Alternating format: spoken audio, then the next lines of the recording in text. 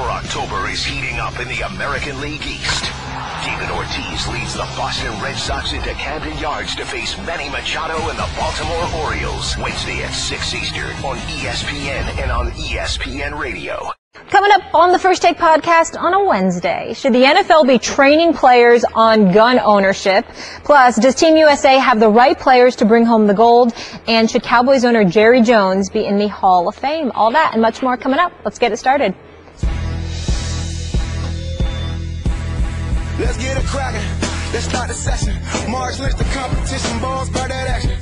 You can never debate it. This is actual fact. Stephen A. and Max Kale say they say it's a rap. I'm like, say what? Say what? What's up with all my haters? I'm a ball when I perform. So my jersey's in the air. I'm allergic to my haters. Every morning I prepare. Let the clothes I can wear just like them Oregon players. Yeah, quack, quack. What it do? Rap like it's nothing to it. Matter of fact, you can ask hard and I'm cooking too. Base guard cooking too. Nah, look at you. Great mind. They embrace mine like a crooked tooth. 4 takes, that's you. 3 takes, not me. 2 takes if you lucky. First take, stop me. 4 takes, that's you. 3 takes, not me. 2 takes if you lucky. First take, you got me.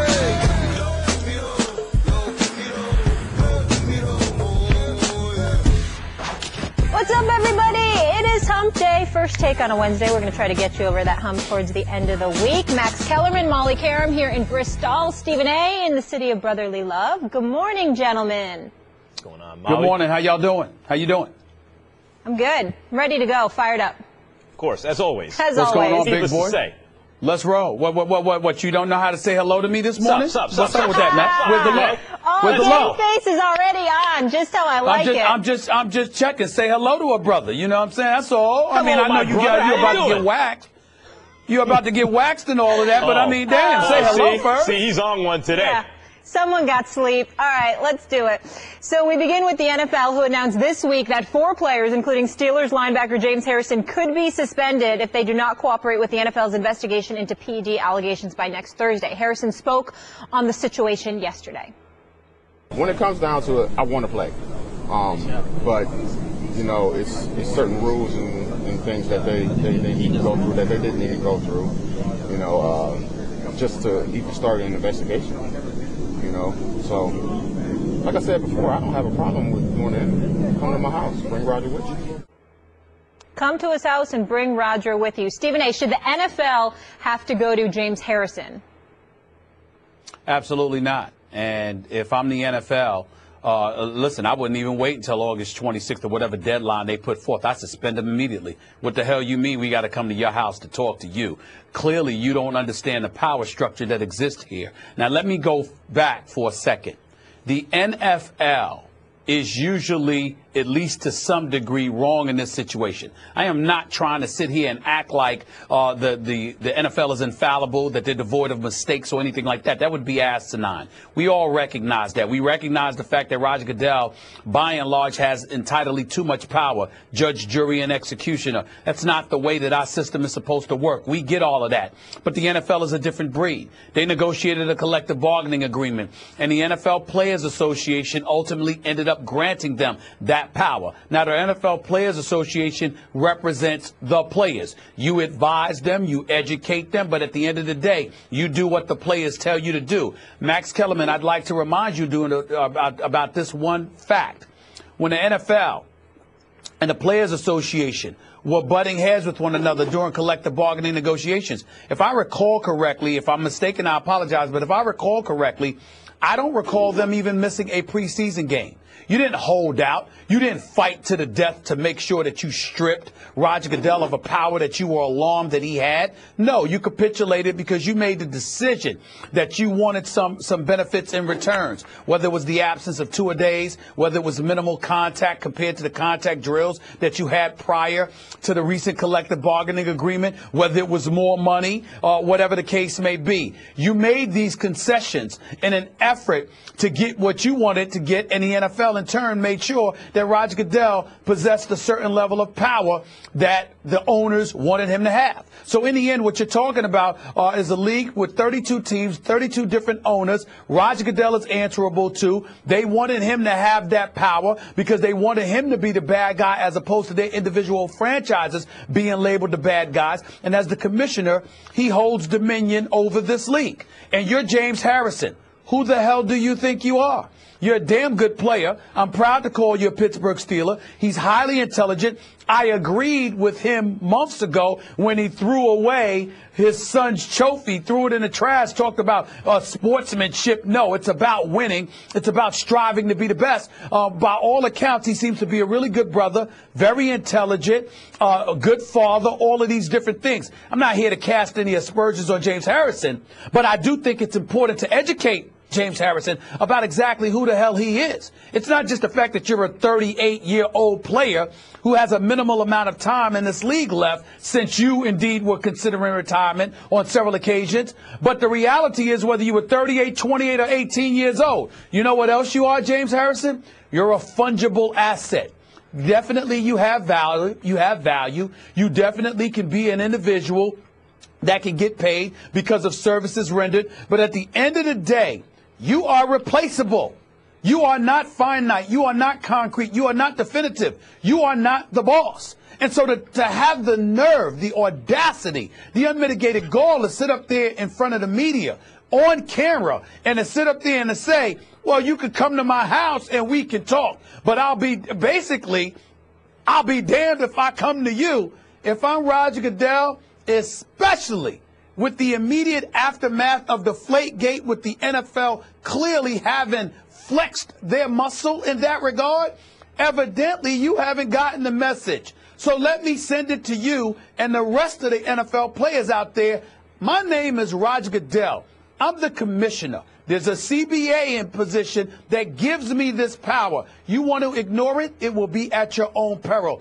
I would suspend James Harrison immediately just for opening his mouth to say what he said. Because even though he might be right, he's wrong with how he's handling it because he's not appreciating the lack of power he truly has in this equation. James Harrison is 100% right, and Stephen A., it is you who are wrong. Now, let's start with this. The NFL, yes, the courts upheld Roger Goodell's power in Deflategate in that case. Now, neither one of us are attorneys. But to the best of my understanding of what I've read of the CBA as it pertains to this stuff, particularly as it pertains to PEDs, there has to be some guilt, some evidence of guilt collected by the NFL, not just a report by a media outlet, unless the NFL's claim is that a media's report is enough evidence of guilt for them. What is James Harrison saying here? Which I thought he didn't make himself look so good with some of the kind of examples he used of why someone might be called in to be questioned. He talks about pedophilia and things that, he shouldn't. However, what is he really saying here? James Harrison is saying, if I go in to talk to the commissioner based on some media report, then anytime anyone accuses me of anything, any kind of hearsay, I'm being called to the carpet? No. That's not the way it works. Let me give you the analogy. It's not a perfect analogy, but I'll clean it up afterward. If you are arrested, you then have to talk, you then have to go downtown, right?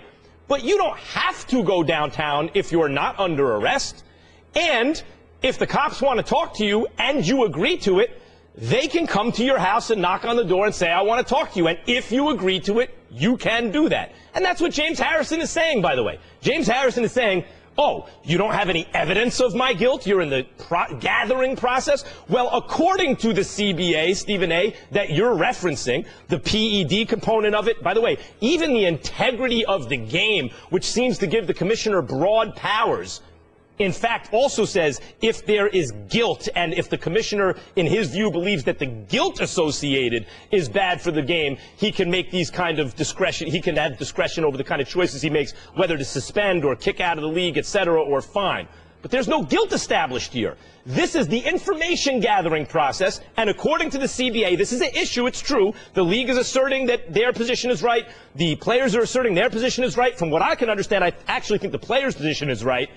during the information gathering process, the players cannot be forced to go talk to the commissioner. And all James Harrison is doing here is saying, according to the CBA, I'm exercising my right. And what you seem to be upset about is that he's speaking truth to power, that Roger Goodell is very powerful, that the courts seem to have upheld, in the Deflategate example at least, upheld his kind of broad range of powers and his ability to exercise them as he sees fit. But there's a document in place that argues against that. Well, first of all, Tom Brady said the same thing. Where did that get him? He went a tad bit shy of the Supreme Court, went to the Second District Court of Appeals in D.C., and where did that get him? That's number one. Number two, Max Kellerman, do you watch Law and Order? I'm a Law and Order fanatic. I have seen Law and Order, yes. Do you watch Law and Order? Yes. I'm aware. Haven't you recalled plenty of times when police officers sat up there and wagged the handcuffs in somebody's face before arresting them and said, do you want to come or do you want us to take you? Right, that's we a got tactic. questions. That's a police tactic. You don't have to respond to it. Wait a minute. Wait a minute. Yes, you do. Because if you don't come, they will come get you. Roger Goodell is saying, if I have to sit up here and make you come to me, I will do it. If you don't, I will suspend you. Which brings me to point number 3. You're talking about right based on emotion. I'm talking about fact based on Roger Goodell power. Quite the opposite. That's the reality of the situation. Stephen A., first of all, how is that quite the opposite? Because when they use the tactic, they wave the handcuffs, say, if you don't come and cooperate, we're going to come and get you. What that means is they then have to go gather evidence enough to arrest you. And that's what James Harrison is saying. James Harrison is saying, I'm not going downtown, Roger Goodell, unless you gather the evidence enough to compel me to go. And Roger Goodell is saying, no, you will cooperate now. I will not gather the evidence. And James Harrison is saying it's within my right to resist. Did Roger Goodell not put it on the line and say, if you guys don't show up to talk to me, we're suspending you August 26th? Is that not a report that's been out for the last couple of days? Yes, I don't think he has the right to do it. Oh, wait. Do you have any doubt that if they don't show up, that Roger Goodell is going to suspend them August 26th? I don't know if that suspension is going to stick. The difference between this and Deflategate. The difference between this and Deflategate. Whoa. Don't be slick here. You hosted a radio show for years. Answer my question. Don't change the narrative. Will he suspend them? He will certainly suspend them. If they don't show up. He will certainly suspend them. I do not believe it will be upheld. And the difference between this, Stephen A., the difference between, not for James Harrison, because Stephen A., James Harrison is saying, I am willing to stand on principle. You're not listening. So you're making an argument, but you're trying to win it by not listening. I'm saying to you, I would say quite the opposite, Stephen A. If the man is going to be suspended, yes. Let me get this straight.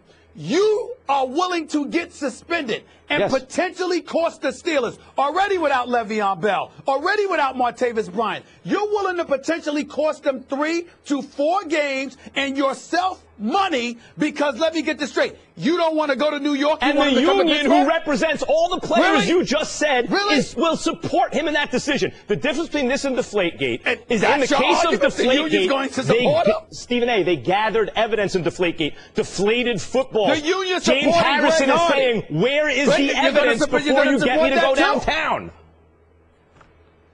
What's the question? The union's going to support anybody. It means absolutely nothing. They're going to support anybody, but at the end of the day, they made their calls when they negotiated this CBA. Yes. You want to retroactively do it? No, go you ahead. do. But at the end of the day, Roger Goodell has the power. The man wants you to come talk to him. Go talk to him. Roger Goodell is insisting that he has powers that go beyond the CBA. James Harrison is saying, no, read the CBA. You, in fact, do not have that power. Then don't go see him, James Harrison. Go ahead and listen to Mad Max. Don't go to New York to talk to Roger Goodell and lose yourself millions because he didn't take a flight to Pittsburgh. Love the heated debate. We got to move on. We got to move on. Love the intense debate right out of the gate, but the best thing to come out of the segment was certainly Mad Max. And also, a point of order, only the Hall of Fame game was canceled. I disagree. I said a lot of things better than Mad Max. Due to the lockout. Whatever. Another day, another suspension in the NFL. The latest is for Bills defensive tackle Marcel Darius, who is suspended 4 games for another violation of the NFL's substance abuse policy, the team announced Tuesday. Darius testing positive for marijuana, as first reported by NFL Network and confirmed by our Adam Schefter. In a team statement, the Bills said his behavior was, quote, unacceptable. The Bills are now subject to a steep fine based on the NFL's remittance policy. And Bills head coach Ryan is now his second season into Buffalo. Stephen A., is this a reflection of him, this situation? Of who? Of Rex Ryan. So Bills head coach Rex Ryan in his second year that there's another suspension. To some degree, yes. And usually I'm not one to say that. Marcel Darius is a grown man. And he's idiotic for putting himself in a position where he's cost himself more than $1 million and 4 games. He's hurt his team. He's hurt his own wallet. I ain't never seen a joint that cost over $1 million, but evidently maybe I need to look for it. Maybe I need to start doing something because evidently it's so potent. It makes you feel so good. I mean, my Lord, a joint worth more than $1 million. Congratulations, Marcel Darius. That's just, he's not an idiot, but his actions were idiotic, if you can understand where I'm coming from.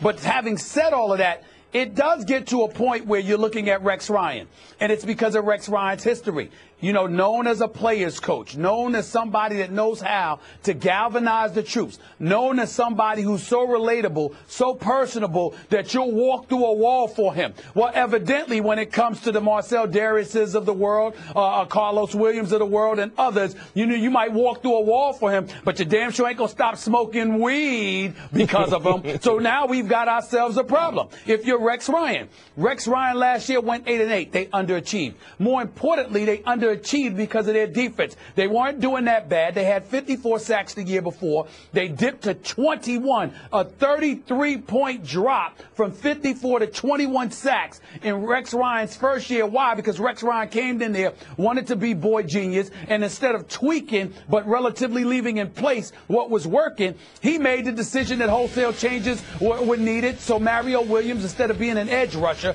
you got him dropping back in the coverage, compromised his prowess as a defender. Now he's in Miami. Let's see what he does then. No excuse for him being lackadaisical with his effort, but the frustration clearly was evident playing under Rex Ryan. So you lose some of that cachet when you can't get a guy that's a former #1 overall pick to come out there and play for you and play hard for you if you're Rex Ryan. Carlos Williams doing the same thing. Then you turn around after you doing all of that. Now you got Marcel Darius, who's primarily at fault here. He's primarily culpable, but nevertheless, it does throw some shade under this notion that everybody will do anything to appease Rex Ryan if you play for him. He's losing his cachet. There are 5 consecutive years that this man has missed the playoffs as a head coach in the NFL, one of 32 jobs in this country, one of 32 premier jobs. He's one of them. He has one of them.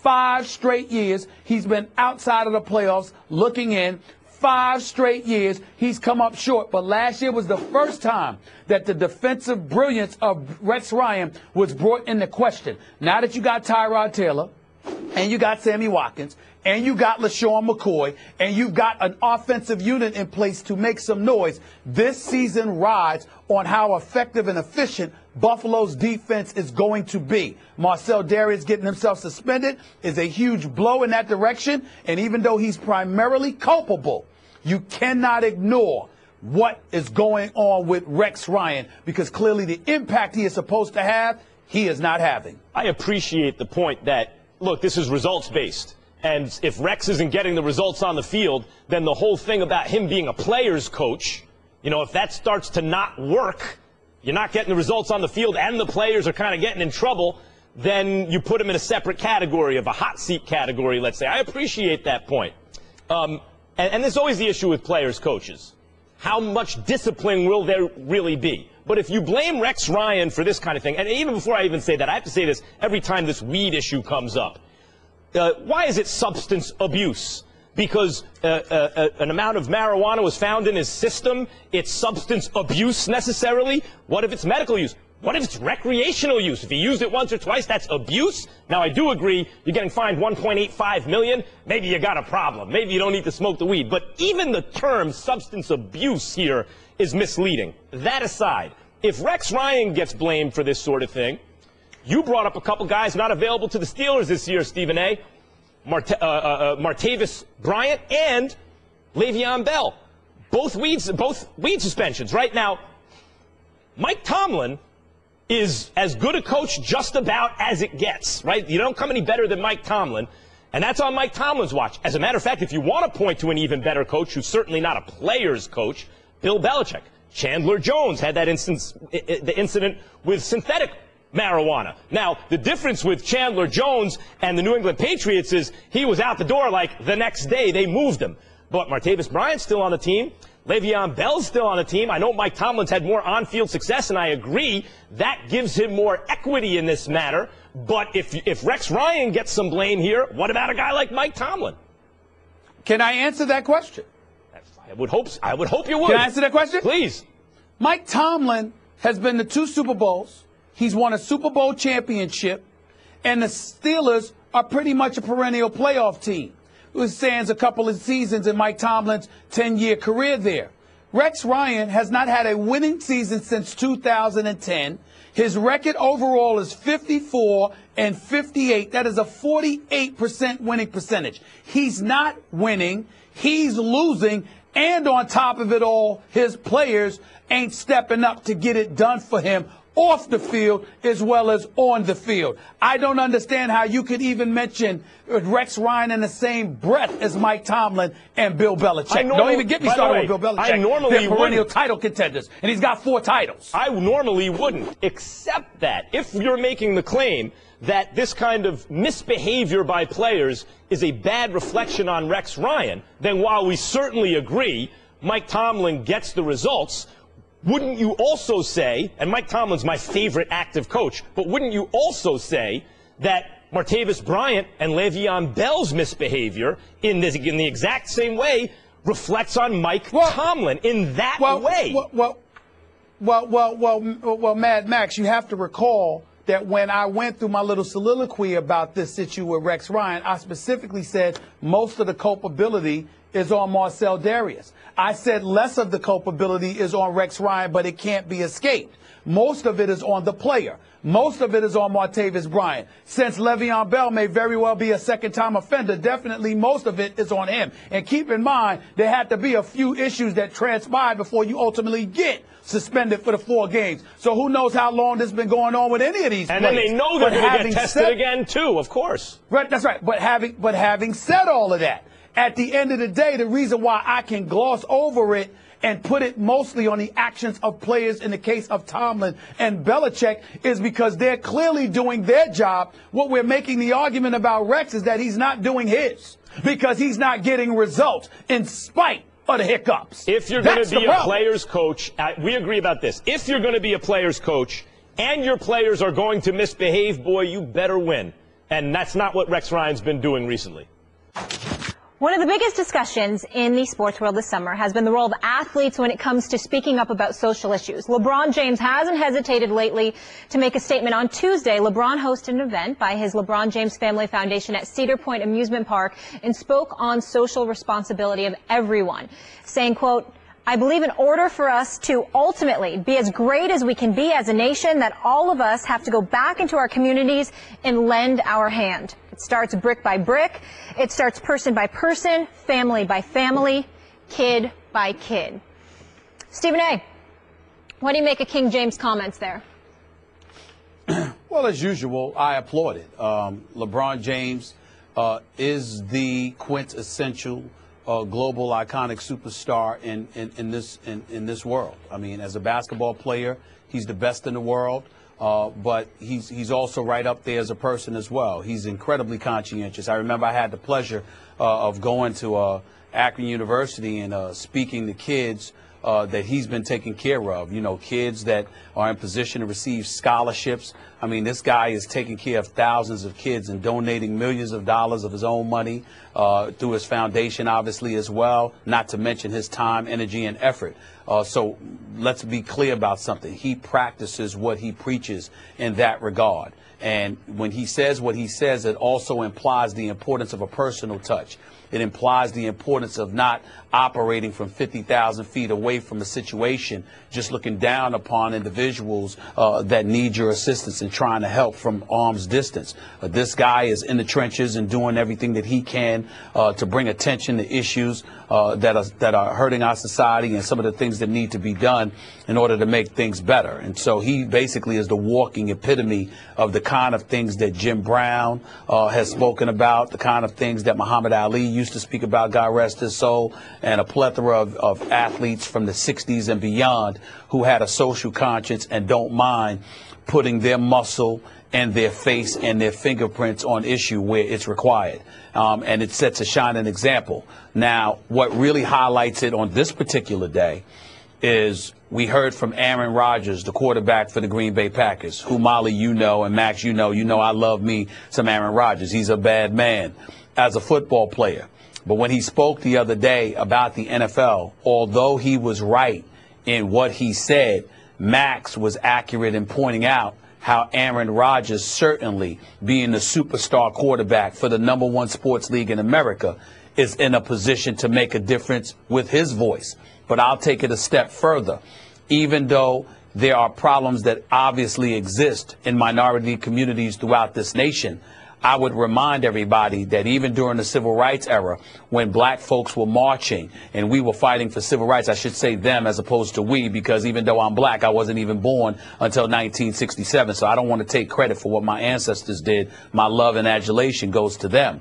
But I will say that it's important to recognize that the success that the black community has gained in its evolution from pre-civil rights days to where we are now, despite all of our problems, that had a lot to do as well with white individuals who were willing to speak out in support of some of the incendiary things that were taking place against the black community and other minority communities in this nation.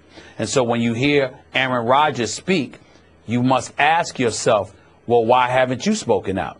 What do you mean that the NFL has dissuaded folks from speaking out? Martellus and Martellus Bennett and his brother, they didn't have a problem speaking out. I don't recall the NFL punishing them. And so we have to look at it from that perspective and recognize that while we appreciate what Aaron Rodgers had to say, we have an even greater appreciation for what LeBron James has done and does continue to do.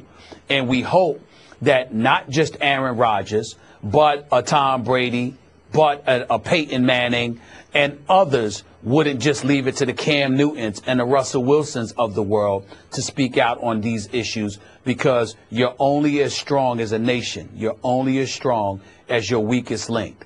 And if you're just going to allow people to be abused, allow people to be demonized and diminished and what have you, how far are we going to go as a society? It takes us all. And I appreciate LeBron James saying what he said, because he's absolutely right, as usual. I want to get to LeBron James in a second. I want to start with what you just said, Stephen A. That's absolutely right.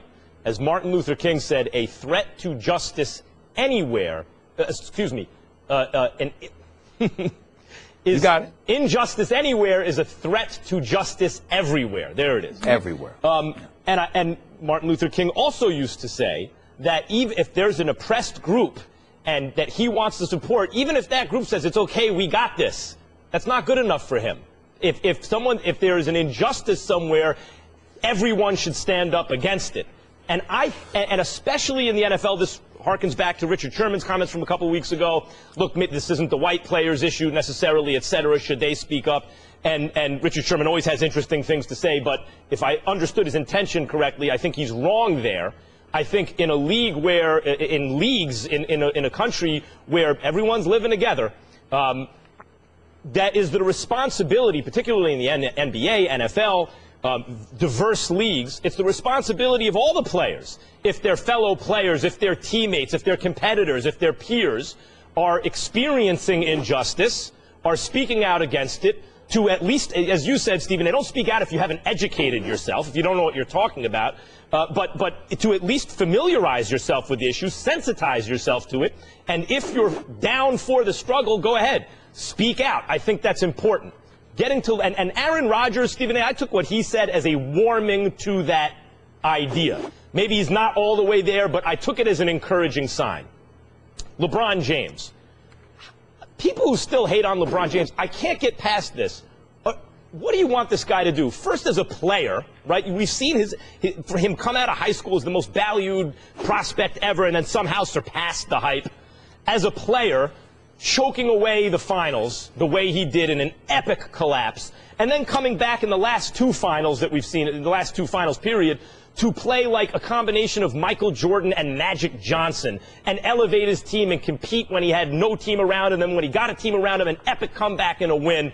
So it's just great to see his development as a player. As a leader, this is tremendous, because what's the issue that constantly comes up when, for example, Charles Barkley makes a comment about personal responsibility?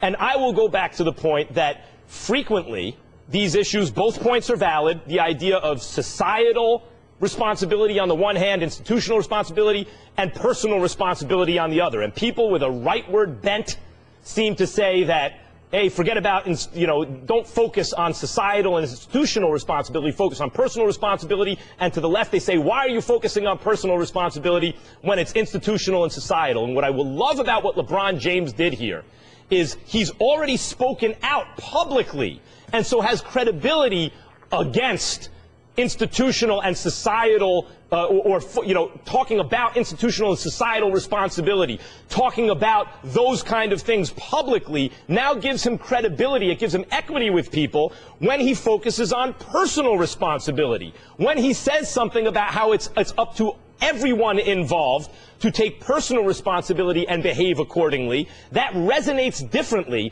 because it doesn't feel like it's coming from one side or other of the political spectrum. It doesn't seem as though he has some kind of ideological agenda, because he's already spoken up against the other. So now he can talk about people taking personal responsibility, and it resonates with everyone. And LeBron James, the player, and LeBron James, the leader, is an amazing thing to see. I don't know how you can hate on this guy.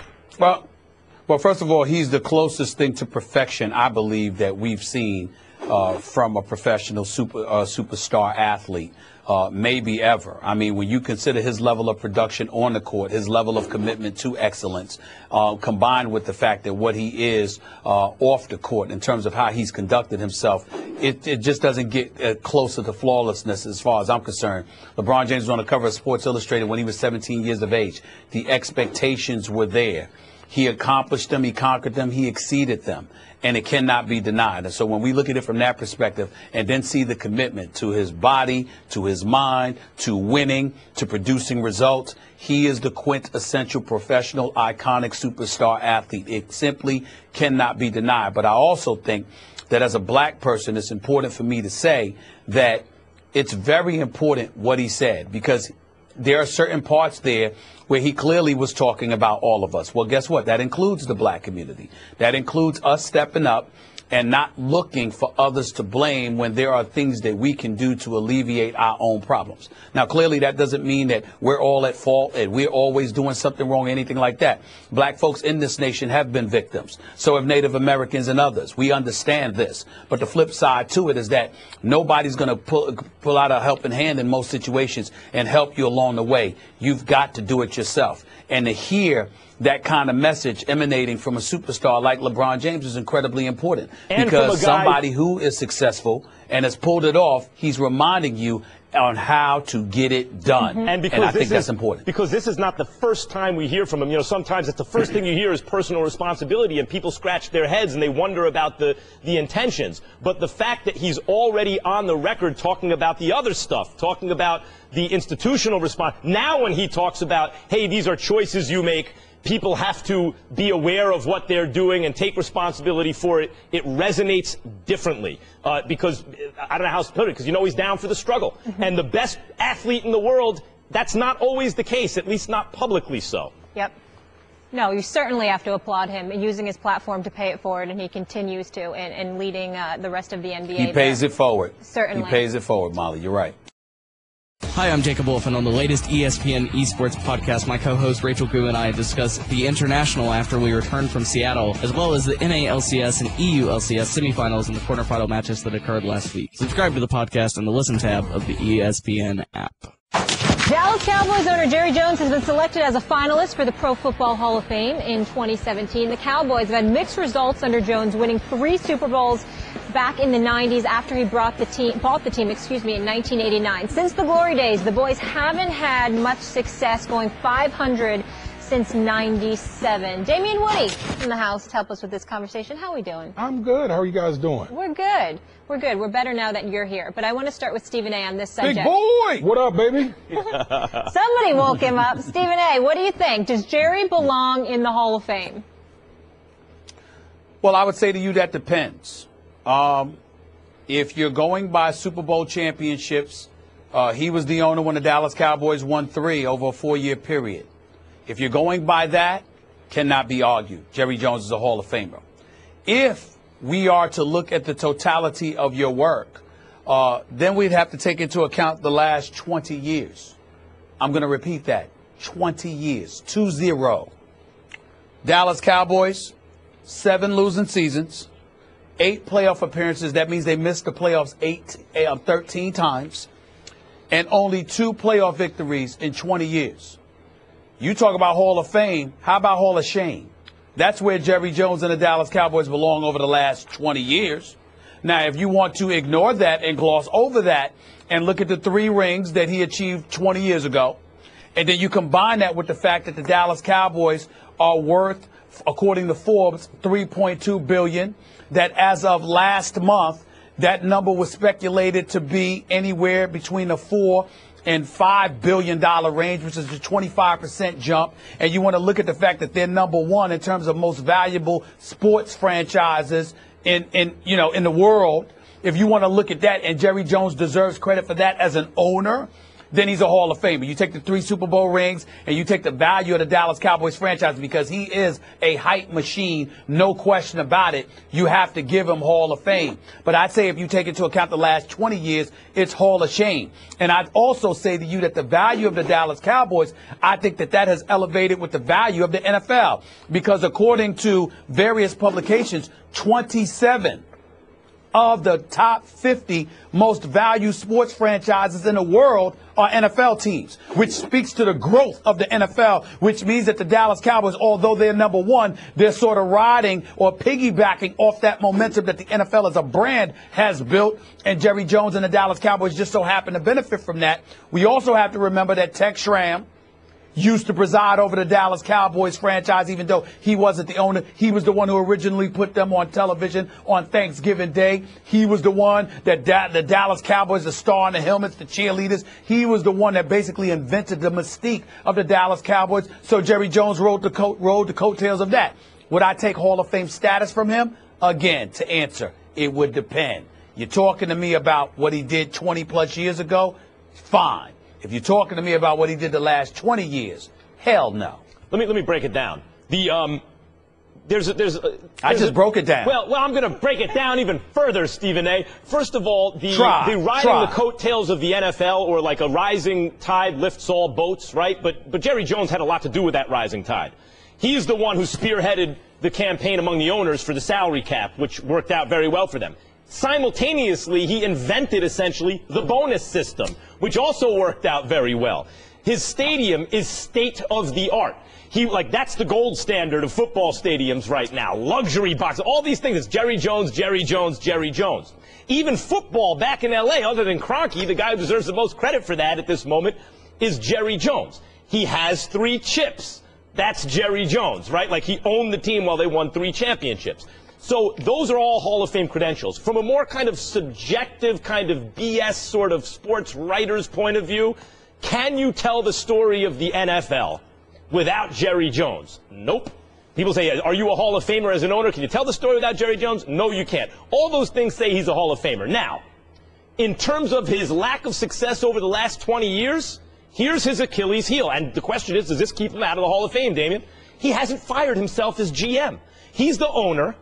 He's a terrific owner and a terrible GM, and the worst part about him as an owner is he wouldn't fire himself. If it was anyone else as GM of that team doing the job he's done over the last 20 years, Jerry Jones, the owner, fires that GM. But since it's Jerry Jones, the GM, he doesn't fire himself. If anything keeps him out of the Hall of Fame, I think it's that.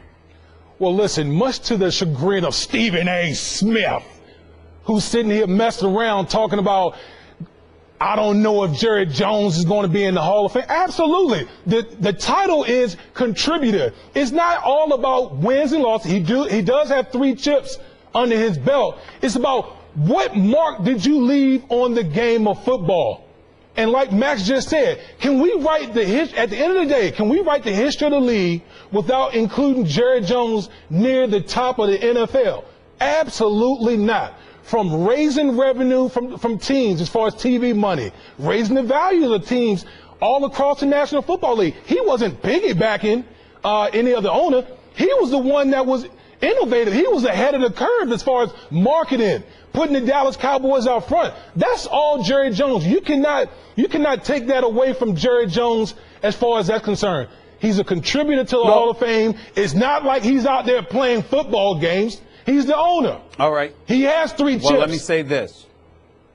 Well, allow me to chime in, big boy. Go ahead. I'm not scared of you because I'm in here. Philly. I'm not in front of you today, so I'm I not see scared. you didn't come Here's to the studio to challenge me. Here's the deal.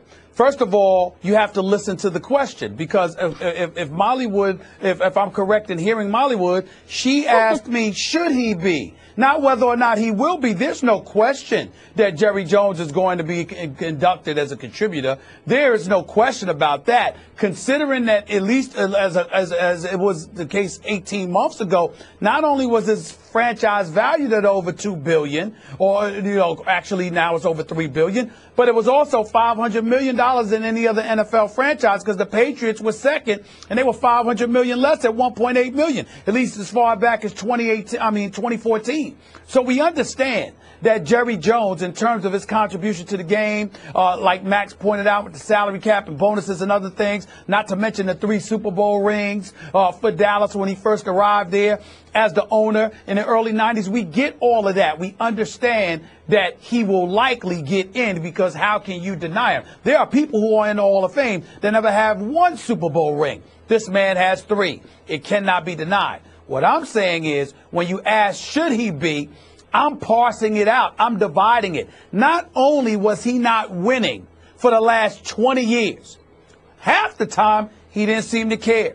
As long as the Dallas Cowboys were making money, as long as he was the hype machine personified and they got the attention and the ratings and all that came with it, Jerry Jones seemed absolutely content, at least at one point. It got to a point where people in Dallas were looking at him like, do you even care? Do you care that this team continues to lose? Do you care that your team stinks? Do you care that your team is just god awful and somehow, some way, you just seem to promote them? Like when I call a Dallas Cowboy fans the worst fan base in American history because of their delusional tendencies and habits, who do you think the ringleader of that all has been all of these years? It's that damn Jerry Jones. Because Jerry Jones is the one that sits out there every year. It's his job to convince you that somehow we're going to be relevant, and usually they have not been.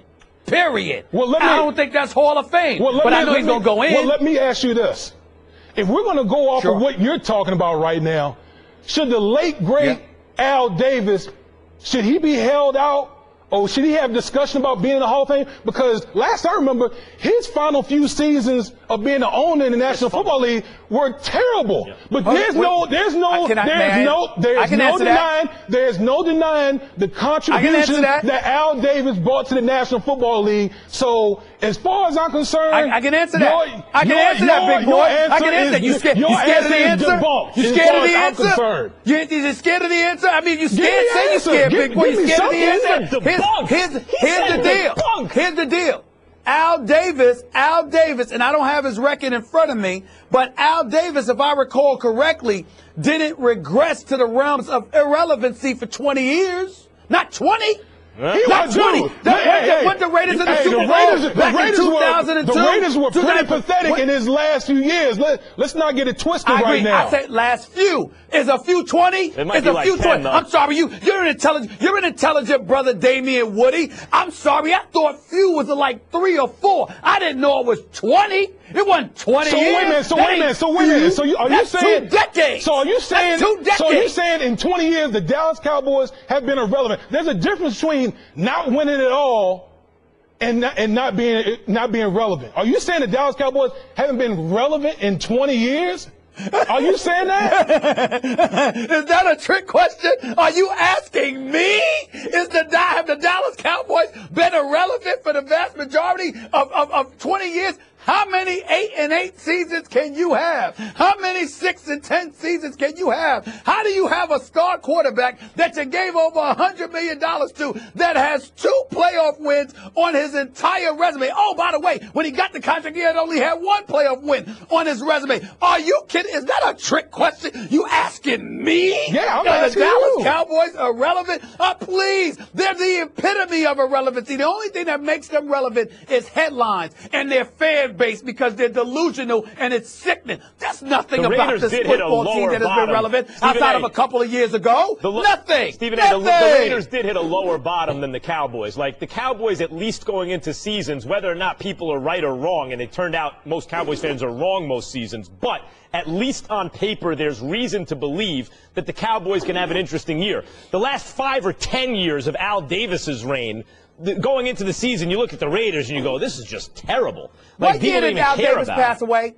What year did Al Davis pass away? Because I understand that from 2000, the Raiders haven't been relevant since 2003 until last year.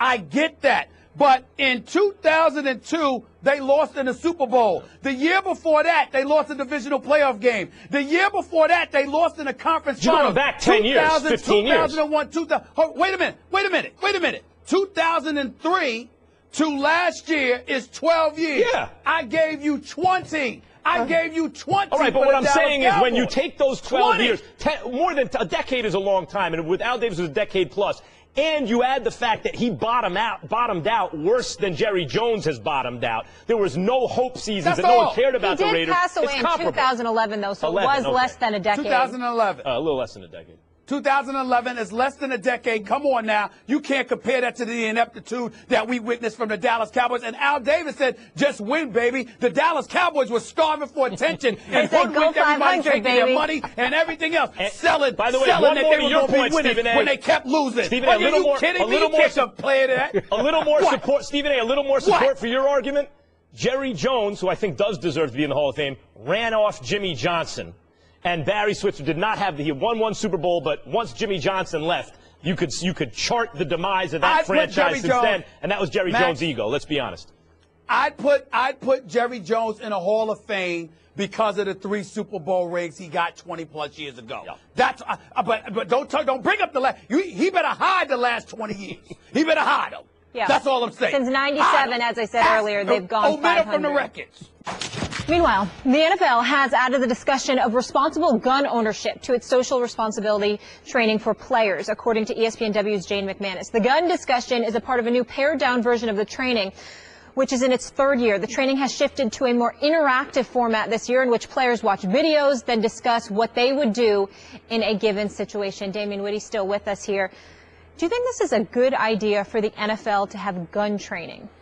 Well, you got to understand what's priority number 1 for the NFL, and that is protecting the shield. So when you look at, the big picture, the NFL is all about helping these guys, whether it's, guns, finances, all those type of things, because at the end of the day, what's good for the players is only going to be good PR for, for the league. And when you look at the players, part of it all goes back to, well, first of all, different gun laws in different states. Right. I think that's part of the deal when you talk about why the NFL is doing this, because you can be in one state with strict gun laws, and then another state and the gun laws are lax. Guys don't get formal training. Mm-hmm. So this is an opportunity for the NFL to get guys under, in a set environment where they can control the environment and kind of school guys on what they feel like in these different situations. what's the best way to go about, whether protecting your family or how to use, firearms or so on and so forth. So I think at the end of the day, it's good for the players. It's good for the National Football League. It's a win-win for both sides. Look, we live in a country with an incredibly powerful gun lobby. And so there are, by most estimates, over 300 million guns out there. Some of the stats are crazy. Gun murders per capita in the U.S. will go into 2012, 30 times that in the U.K., where the U.K. and other advanced industrialized, Western society, but, tougher gun laws. Everyone doesn't have the right to have a gun. So what is it? What did I just say? 30 times That's per capita. Not because the United States is bigger. Per capita. 13,000 plus people killed in the U.S. by firearms in 2015. 500 accidental murders by gun. That's more than one a day, right? So that's the reality. People have access to guns. There are tons of them out there, and many of these players do. Now let's start from the premise that these are, by and large, college-educated young men who are gainfully employed, right? So these are, and those who choose to be gun owners and who can be gun owners should be trained. I mean, that's a separate issue from saying whether guns should be so accessible and whether NFL players should be carrying guns or owning so many guns, and that's a separate issue. But once that's the reality, and that is the reality, I don't see the argument, maybe Stephen A. will illuminate me about it, but I don't see the argument against training people. That seems like the responsible thing to do. You know something? I'm not going to last long on this show. I don't know if I'm going to last long in this business because, you see, I'm allergic to BS. And I'm going to just say it like it is. First of all, there's a couple of things to take into consideration here. Number one, if you're the NFL, you shouldn't be doing this. You shouldn't even consider doing this. Why? Because it's a potential liability. It is not the job of the NFL as an employer to ingratiate itself into such a situation, because then the potential liability is there because you've involved yourself into it. So when some knucklehead, you understand, one of the few, not the many, because most NFL players are good brothers who work hard, they're family men, they're dedicated to their craft, and they deserve our respect and our support. But there's always a few bad apples that could potentially mess up the tree. And when you open yourself to this kind of situation, you're inviting an elevated level of scrutiny. You're increasing the elements of liability, and it's something that could potentially work against you. So that's just the obvious answer as to why it should be no. But let's take this a step further.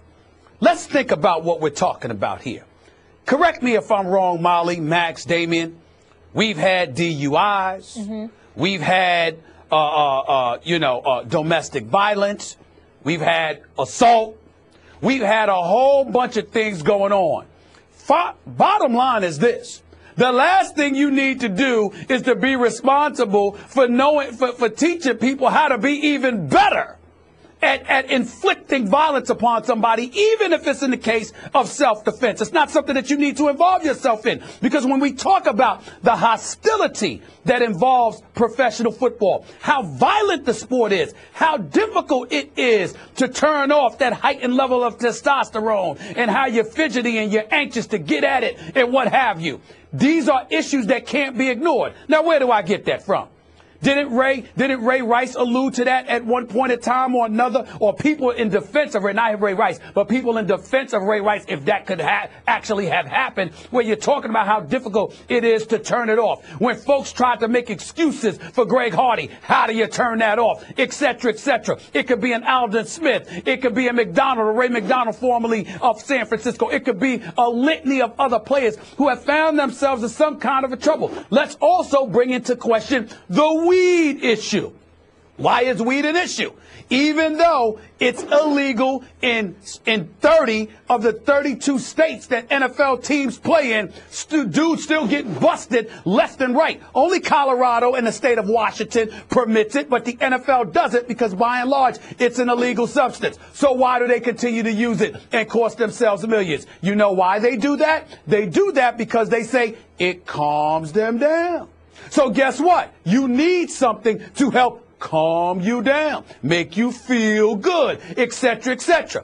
And then I'm going to turn around knowing that you need these elements, these outside elements, costing yourself millions, and I'm going to teach you how to use a gun even better to be a marksman. Pay your own damn money. Find your own way to do it. As an employer, I'm not going to sit up there and facilitate you being even better as a marksman than you already may be, because I'm essentially inviting you to get yourself in more trouble, in my opinion. There's no way in hell I'm doing this from the NFL. I don't buy that one bit, because, again, the NFL is all about PR. And if you can slow down the number of these type of incidences happening in the offseason when these type of things tend to happen because guys have a lot of free time, then how is that bad for the NFL? Yeah, I don't think we know that guys are going to have guns. There's no getting around that. Guys are going to have guns in the league. So if you're the NFL, what harm is it, or what liability are you talking about where the league can educate guys on how to properly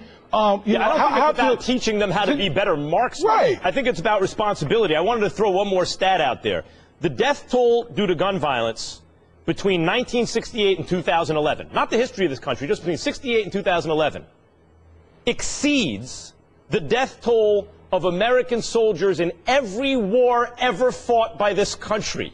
Now, what we're talking about there are irresponsible gun owners, right? So, again, tabling the idea and the discussion about how accessible guns are and how wise it is to own them in the first place, etc., there are a lot of irresponsible gun owners, and you would assume, since in certain respects the population of the NFL in certain respects will reflect the general population of the country, that there will also be irresponsible gun owners in the NFL. And I think a training program here, Stephen A., is not about, hey, it's not Full Metal Jacket, learn to, be a better marksman.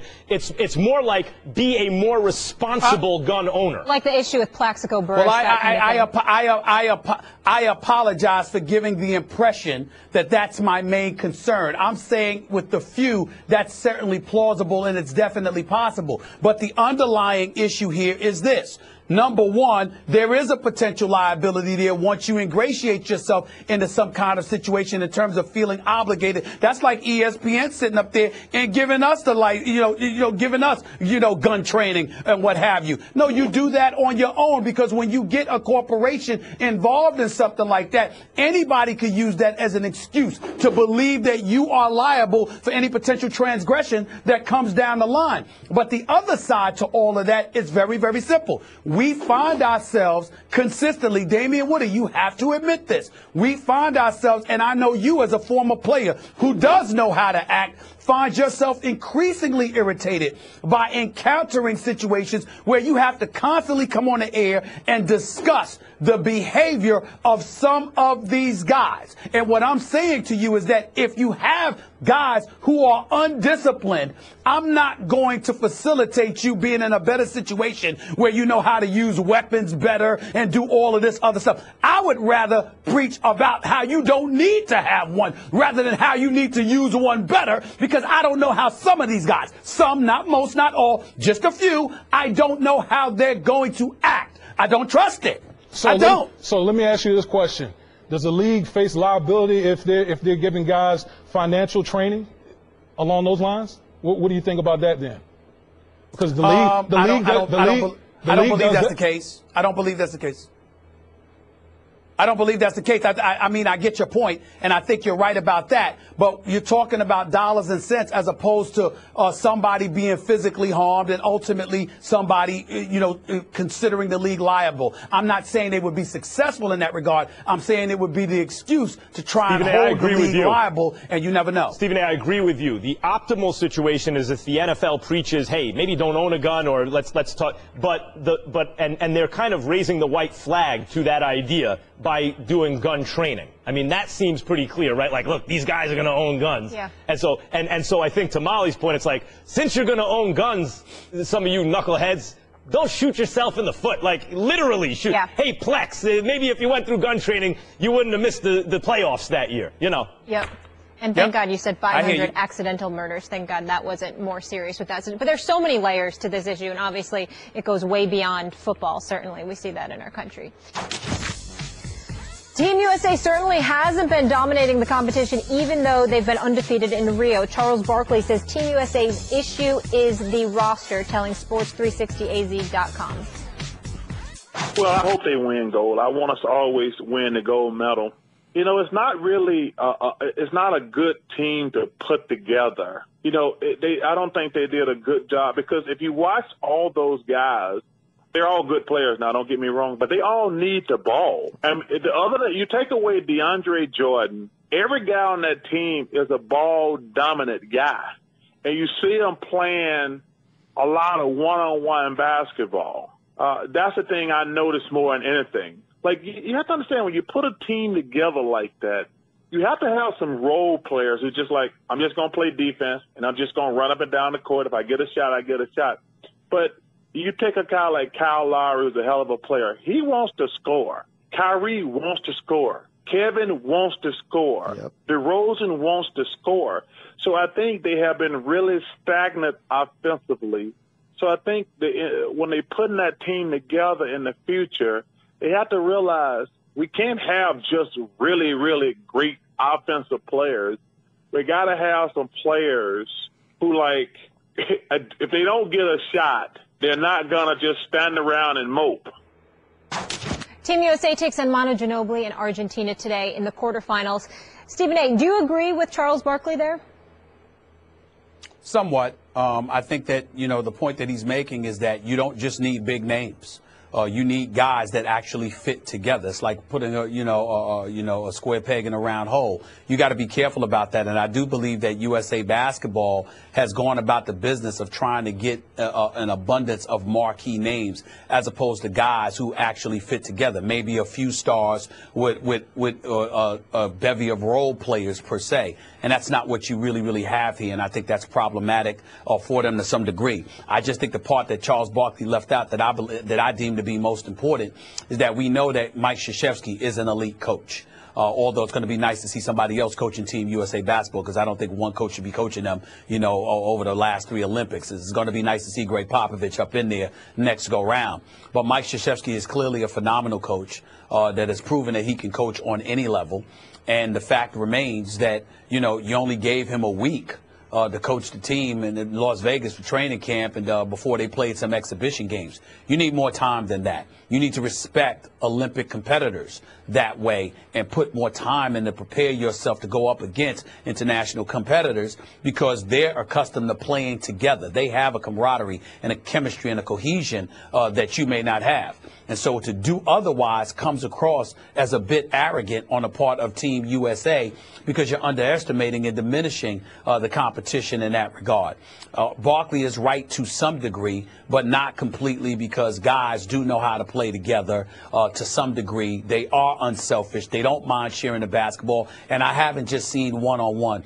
I've seen movement of the basketball. I've seen guys rooting for one another, sharing the basketball and looking for other guys to get off. I just think the problem is that their preparation wasn't what it should have been when you're going up against guys in international competition who are very familiar with playing against one another. I totally agree with that. I think there's also something else to it, though, in terms of roster construction. When you don't have that playing together, and even when you try to get them to play together, Stephen A., it's not like some of these international teams that are just more familiar with each other, so they play more as a cohesive unit, which under international rules, you know, the rules of international competition, it's easier to overcome a talent gap than it is in the NBA.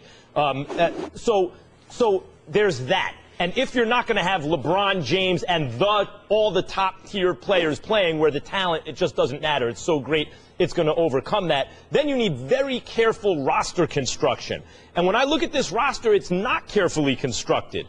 Kevin Durant and Paul George are the only 2 players on the team where I look at that level of talent on both ends of the floor and their proximity to their primes and think, I don't care what kind of players those 2 guys are. They have to be on the team, even if they have redundant skills, which they don't. Even if one of them couldn't shoot, it wouldn't matter. Those 2 players are so excellent that they make the team no matter what. I got no problem with Carmelo Anthony on the team, given his skills. Kyrie Irving, the same thing, an emerging superstar who can also shoot the ball. Klay Thompson's the exact guy you want, because every time he touches it, he's a threat to score. He can shoot from a distance. He can defend. Draymond Green doesn't really need the ball to be effective. So I'm okay with all of that. But then you look at some of the other guys on the roster. What's Harrison Barnes doing on the team? I mean, Harrison Barnes, forget about even the dismal performance, the abysmal performance in the finals just now. Harrison Barnes is a nice player. He's still kind of entering his prime. He is not on the level of the other players on the team in terms of his level of basketball play. Jimmy Butler, DeMar DeRozan, and Kyle Lowry, none of those guys are pure shooters. Kyle Lowry can shoot it, but talk about a guy who needs the ball and yet isn't quite on that Kyrie, Westbrook, that kind of level. I think they needed a little more careful roster construction, maybe a less ball-dominant point guard to back up Kyrie. Between DeRozan and Butler, I think you got to choose one of the two and then go get a shooter. So if you're not going to get that elite level talent, and as you say, you're not going to have the requisite preparation time, and then you don't have the talent to overcome it, boy, you better be precise with roster construction. I do not think that's the case in this Team USA. Well, I just think that when you look at Harrison Barnes, that he's a good player, but you need to have some good players on the team. I mean, before Jimmy Butler emerged last year and really took over as the face of the Chicago Bulls, he was a good player, but he certainly wasn't considered a star. You need those players on every team. You need somebody who's a bit hungrier. You also need leadership. We understand that Draymond Green is one of those vocal leaders, and had he not gotten himself in some precarious situations during the offseason, he would have been in a better position to be a bit more loquacious and outspoken about a bevy of other things. Carmelo Anthony, we've seen him lead an Olympic competition as well, but people like myself and others are looking to see what he's going to do this coming NBA season, because I think the Eastern Conference is relatively vulnerable outside of the Cleveland Cavaliers. You need somebody on your squad that's not just a champion, not just somebody who's a star that can play, but somebody who embraces and has no problem being that vocal leader, that person that everybody wants to go to get that quote, to speak on behalf of others who don't want to speak. You always need that. Those guys either need to, like Jimmy Butler, you mentioned, before he became an excellent player, was a really good defensive player. Like he was a defensive stopper. I don't see Harrison Barnes. Like, Harrison Barnes is a nice overall player, a kind of typical, maybe starter-level NBA player. I don't see what special role he fills on this team. DeRozan's an excellent player, but again, cannot shoot it. Butler can shoot it at times, but I wouldn't say is a pure shooter. I just don't think they thought that through carefully enough. I don't think it's enough to say who's the best available guy. It's like those guys are the Durants, the Paul George, Carmelo, Kyrie. Once you get those guys, then you look for the guys who don't need the ball. Draymond Green, for example, I think is a very good example. And then you have to find the proper role players. This guy can shoot it. This guy can defend. And I just don't see the thought process here when I look at the roster. I disagree with you to some degree, but we don't have time. You took up all my time. On this week's Hot Takedown, 538's sports podcast, we tally the number of hits that Ichiro would have had if he played his entire career in America, and it's a whole lot more than you think. Subscribe now on the Listen tab of your ESPN app or in iTunes. The NFL announced this week that 4 players, including Steelers linebacker James Harrison, could be suspended if they do not cooperate with the NFL's investigation into PED allegations by next Thursday. Harrison spoke on the situation yesterday. When it comes down to it, I want to play. But, it's certain rules and things that they need to go through that they didn't need to go through, just to even start an investigation, So, like I said before, I don't have a problem with doing it. Come to my house, bring Roger with you. Damian, bring Roger with you, okay?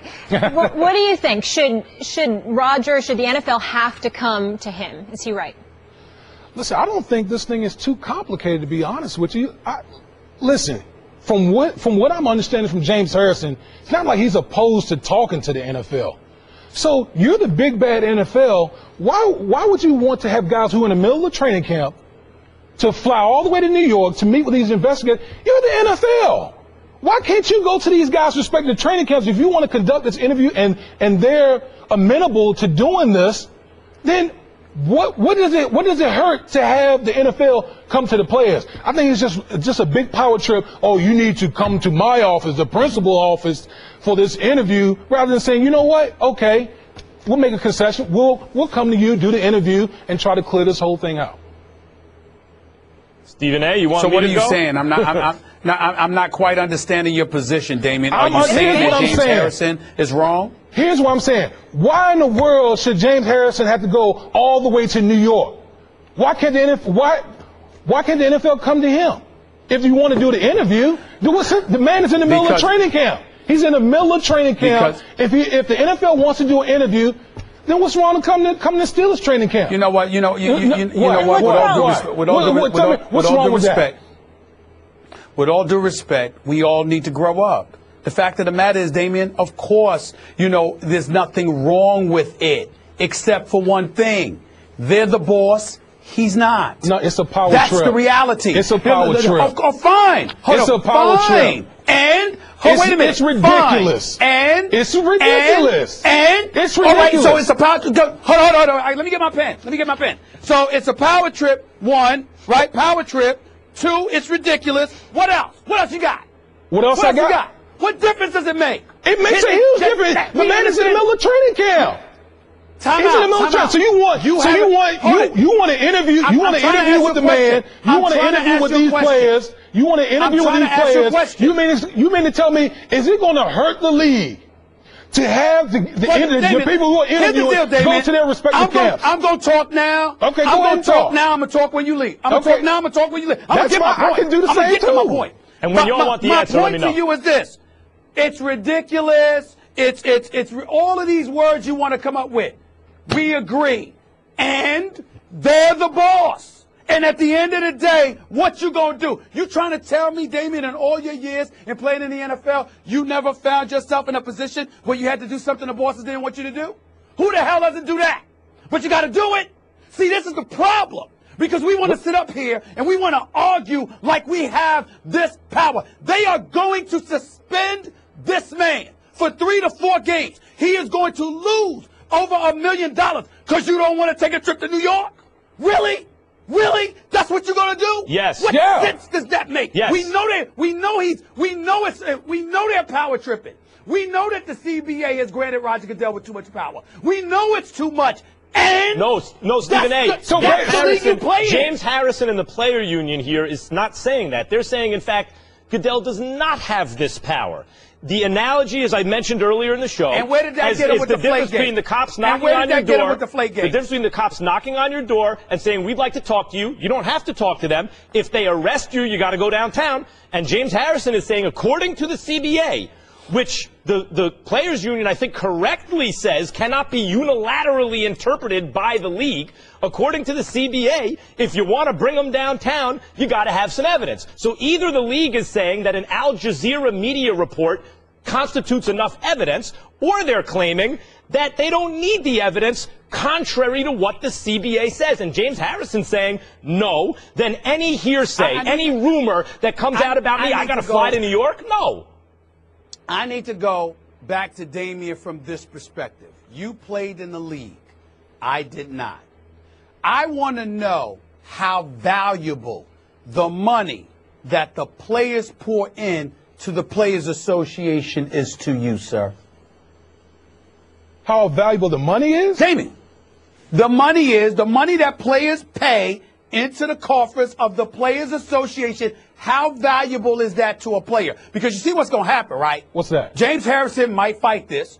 The union's going to support him. As a result, the league is going to suspend him. The union is going to go to court, and more money is going to be spent based on a result that Roger Goodell ultimately is going to have at his disposal, because as unfair as it is, as wrong as it is, because the players did not successfully strip Roger Goodell of some of that power, he's going to have it, and he's going to suspend James Harrison. And your argument, James Harrison, at the end of the day is going to be, I don't want to take an hour flight to New York to sit in Roger Goodell's office for the day. I want to stay here and train, so that's why I'm going to cost myself millions of dollars.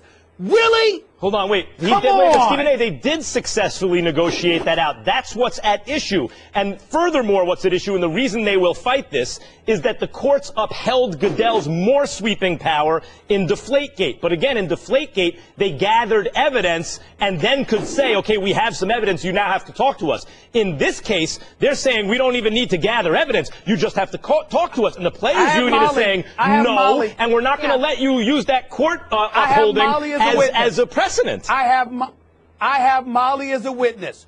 My former partner here used to sit up there and make those same kind of arguments about Tom Brady with Deflategate. And I used to sit up here. How many months did I sit there, Molly, and go like this?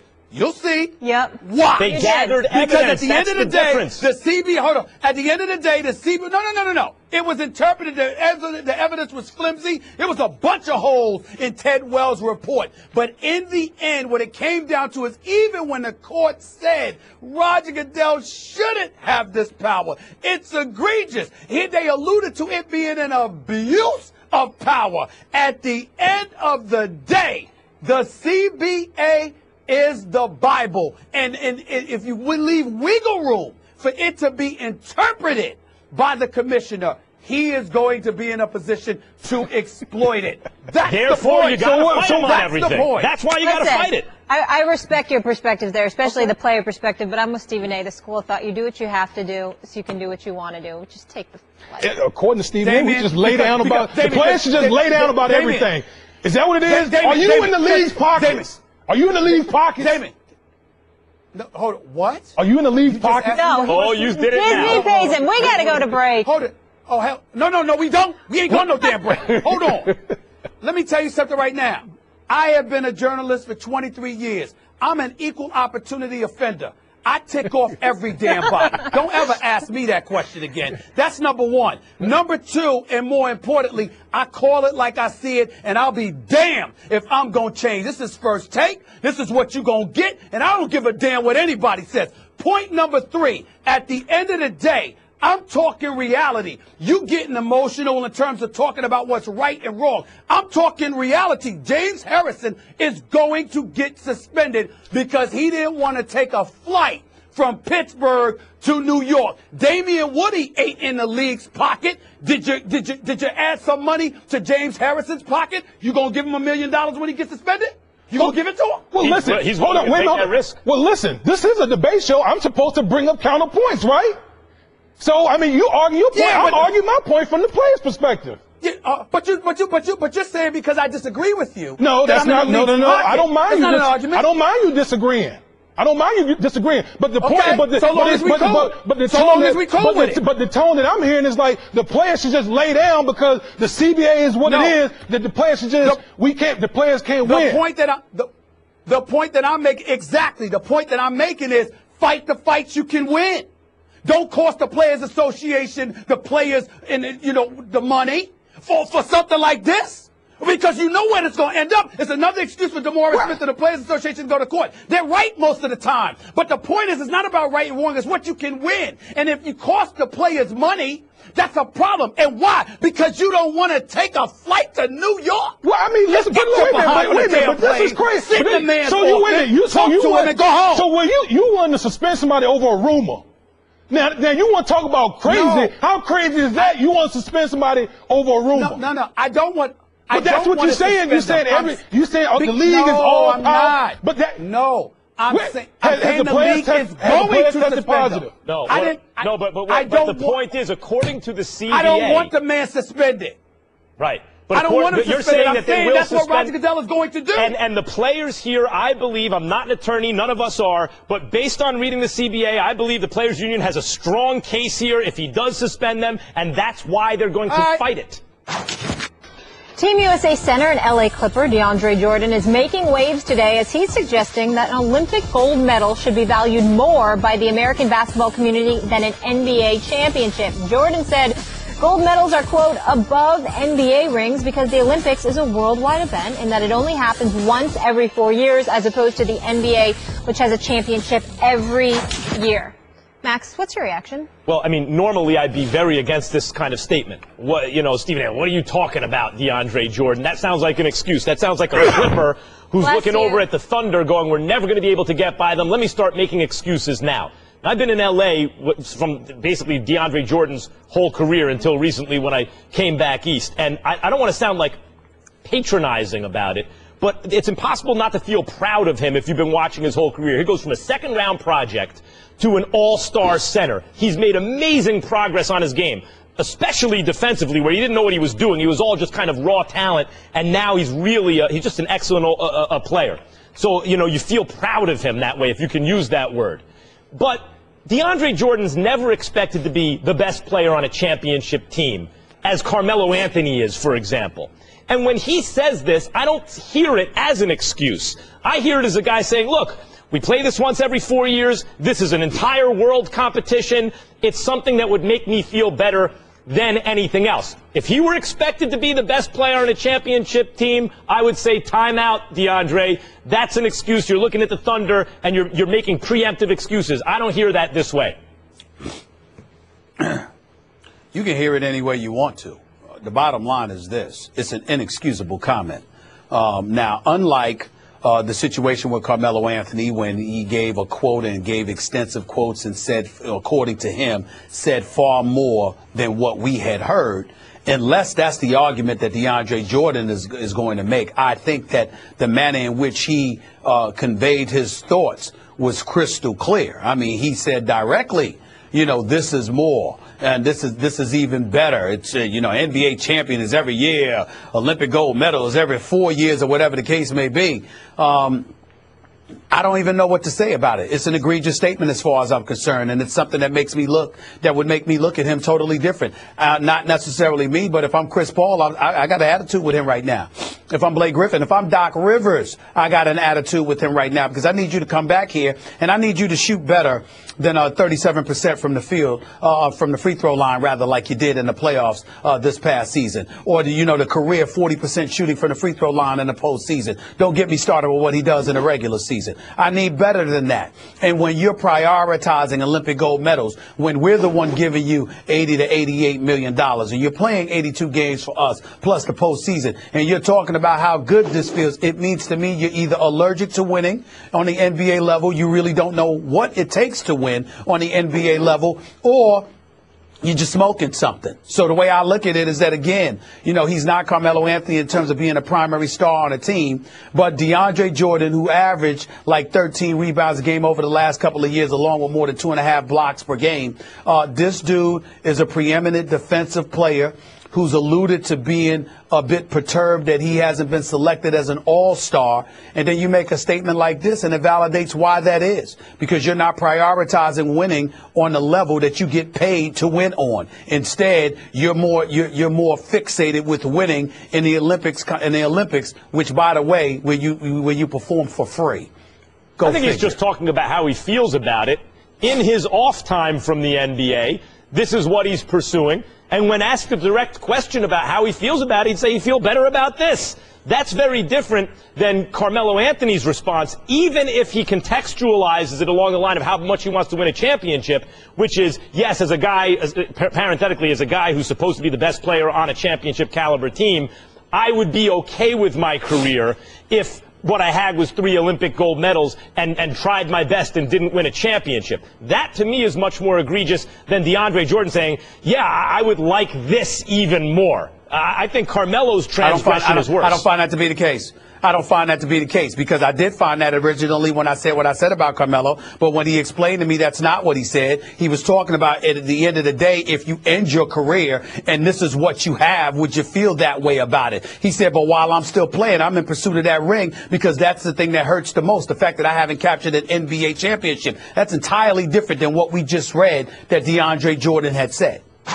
Fantastic news for Chiefs fans yesterday. As 4-time Pro Bowl running back Jamal Charles was activated from the physically unable to perform list. Charles went down in Week 5 last season with that torn ACL. He is expected to be ready for the season opener against the Chargers. Kansas City currently has 20-1 odds to win the Pro Football Championship. Max, what chances do you give KC to win it all? Not very good to win it all. I think they'll be a very good team, and I think Alex Smith in certain respects is underrated. He can really run. He makes good decisions. He protects the ball. There's a lot of good things you want from your quarterback, and he's quarterbacked the team to the NFC Championship game where the Giants beat them in 2011 on the road. That was the game where Eli had his helmet all turned around and turf sticking out and everything. And maybe against a lesser quarterback and a lesser team, they can somehow even get to the Super Bowl. But the next year he loses his job. And the reason I think we all have a sense that the Chiefs aren't going to win the Super Bowl is Alex Smith can't throw it down the field. They have the defense. They have everything they need. Jamal Charles, if healthy, is a superior talent. But not everyone's Adrian Peterson. Come back from an ACL and go right back to being one of the best ever. If you have a quarterback who can't throw it down the field in this day and age, very difficult to win a Super Bowl, Stephen A. Well, you're right. It's very difficult, and I certainly don't view the Kansas City Chiefs as a Super Bowl champion. But can they contend? Yes, because it's not just about Jamal Charles. It's also about Charkandrick West. It's about Spencer Ware, who filled in admirably for him. It's about a guy in Alex Smith that really doesn't turn the ball over. Only threw 7 interceptions last year. I'm not impressed with his 20 touchdowns. I know he threw for 3,486 yards. I know he completed 65% of his passes. I know he had a QBR of over 64 or so. So you look at that and a quarterback rating over 90. That's impressive, but nevertheless, he's not that playmaker, that game changer. He's still a glorified game manager to some degree. He's better than that, but he just needs to step it up to another level because their passing attack was ranked 30th. And when I spoke to Andy Reid, the coach, the other day on my radio show, Sirius XM Mad Dog Sports Radio, 1 to 3 p.m. Eastern Time every weekday, Channel 82, by the way. Andy Reid talked about how, hey, we got to get better in that regard, and he intends to. So we'll see what happens. Jeremy Maclin being there is a plus. Kelsey is your tight end. He's no joke. You just look at them and their running game. That defense was still formidable last year, but Tamba Ali and those boys, they got to get in Hall. They got to get themselves together. Got to get coming back from injury. We'll see what happens. I think they'll win the West. Yep. But I don't think they'll win the Super Bowl. So you mean to tell me if I would have listened to Channel 82 on Sirius XM between 1 and 3 o'clock, I would have heard Andy Reid on Stephen A. Smith's show? That is correct. Okay. That's correct. I like that point of order there from Max Kellerman. Well, speaking of the Chiefs, you have Jamal Charles on your fantasy team. You're going to need him to step it up a little bit. Yesterday, I think he's going to do damage. Yes. Yesterday we held our very first fantasy draft here. We asked you guys to weigh in on Twitter. Let us know who picked the best team. And I just want to thank all of you who tune in every day to watch this show, our First Take family. Love you so much. Thank you for being the voice of reason. Team Molly with 38% of the vote, followed by Team Stephen A. with 35%, Team Max 27%. Your reaction to this, Max Kellerman? Well, I mean, what's great about sports is they're objective. It's a true meritocracy. So everyone has an opinion until something actually happens. Then it all goes out the window. I love people ask me to stop me before fights. Who do you think's going to win? The fight's about to start. What do you care what I think who's going to win? You're about to find out. So I'm glad so many people think they're going to win. Yeah. But in the end, when I win, that's the only thing that really matters. Stop it. I crushed the draft. Stephen A.? My response is that Molly is a cheater. I've never played fantasy. I've never played fantasy football before. I'm allowed to explain. I've never played fantasy football before, and they gave me the list, and I thought you were supposed to pick a quarterback first. I did not know it. You were busy explaining all the rules, but you didn't explain that on purpose because you wanted me to pick a quarterback instead of a wideout, which you picked Antonio Brown. You just cheated. You just cheated. You can't be trusted when it comes to fantasy football. All of a sudden you want my help? I'm not going to call you a cheater until and unless you win, and then I'm going to get on the cheater bandwagon. You guys better start working that waiver wire. That's all I got to say. See you all tomorrow. Thanks so much for listening to the pod. Catch First Take weekdays, 10 a.m. Eastern, 7 a.m. Pacific on ESPN2. Have a great day. We'll see you tomorrow.